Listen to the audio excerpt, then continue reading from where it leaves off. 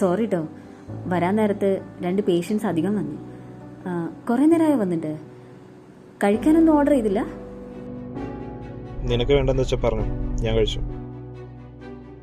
Engagement കഴിഞ്ഞ ശേഷം നിന്നെ കാണുന്ന വിളിച്ച നിന്റെ സ്ഥിരം പല്ലവി ഇതാണ്. ഇതിന് മാത്രം നിനക്കെന്താ അത്ര തിരക്ക്? കണ്ട പൊട്ടീനെ ചളിങ്ങനൊക്കെ ശുശ്രൂഷിക്കാനല്ലാതെ എന്നെ ഒന്ന് കാണാനും വിളിക്കണം നിനക്ക് സമയമില്ലല്ലോ.